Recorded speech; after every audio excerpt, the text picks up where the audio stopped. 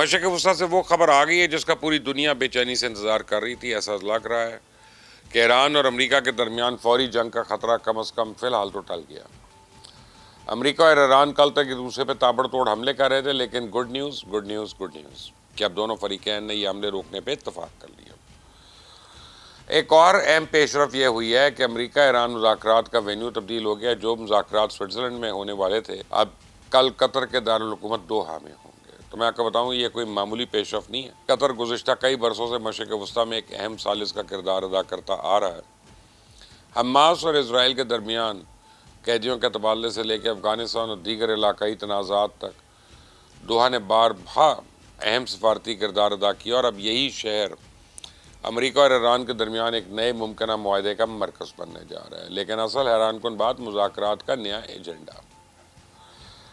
ابھی تک پوری دنیا سمجھ رہی تھی کہ بات چیت صرف ایران کے جوہری پروگرام پہ ہوگی، لیکن اب اطلاعات یہ ہیں کہ یہ سب سے اہم موضوع آبنائے ہرمز میں کشیدگی کا خاتمہ اور تجارتی جہازوں کی محفوظ آمد و رفت ہوگی۔ اور اس کی وجہ بھی واضح ہے، دنیا کی تیل کی بڑی مقدار اس سمندری راستے سے گزرتی ہے۔ اگر آبنائے ہرمز بند ہو جائے یا وہاں فوجی تصادم شروع ہو جائے تو صرف مشرق وسطیٰ نہیں بلکہ پوری عالمی معیشت جو ہے وہ ہل کے رہ جائے گی۔ تیل کی قیمتیں بڑھ سکتی ہیں، مہنگائی میں اضافہ ہو سکتا ہے اور عالمی تجارت شدید متاثر ہو سکتی ہے۔ شاید اسی خطرے نے واشنگٹن اور تہران دونوں کو یہ احساس دلا دیا کہ جنگ کسی کے مفاد میں نہیں ہے۔ ایک اور اہم خبر یہ ہے کہ دونوں ممالک ایک براہ راست فوجی ہاٹ لائن قائم کرنے پہ بھی غور کر رہے ہیں۔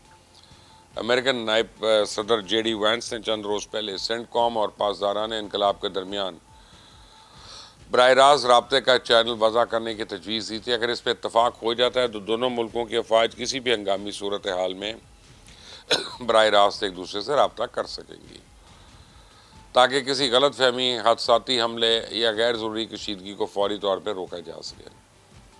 تو بین الاقوامی سیاست میں ایسی ہاٹ لائنز کی کئی باری جو ہے نا بڑے بڑے تصادم کو روکنے میں اہم کردار ادا کر چکی ہیں۔ سوال یہ کہ اب کیا نئی یہ جنگ مکمل طور پہ ختم ہو گئی؟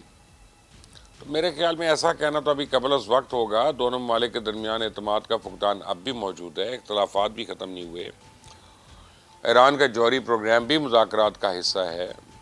البتہ ایک بات ضرور واضح ہو گئی ہے کہ دونوں فریقین اس نتیجے پہ پہنچتے دکھائی دیتے ہیں کہ میزائل سے زیادہ فائدہ مذاکرات کی میز پر بیٹھ کر حاصل ہوگا۔ تو اس وقت دنیا کی نظریں دوحہ پہ لگی ہوئی ہیں۔ اگر یہ مذاکرات کامیاب رہے تو نہ صرف امریکہ اور ایران کے درمیان کشیدگی میں نمایاں کمی ہوگی بلکہ پورا مشرق وسطیٰ ایک نئی جنگ سے بچ سکتا ہے۔ اور اگر مذاکرات ناکام ہوتے ہیں تو پھر وہی میزائل، وہی دھمکیاں، وہی جنگی ماحول دوبارہ واپس آئے گا۔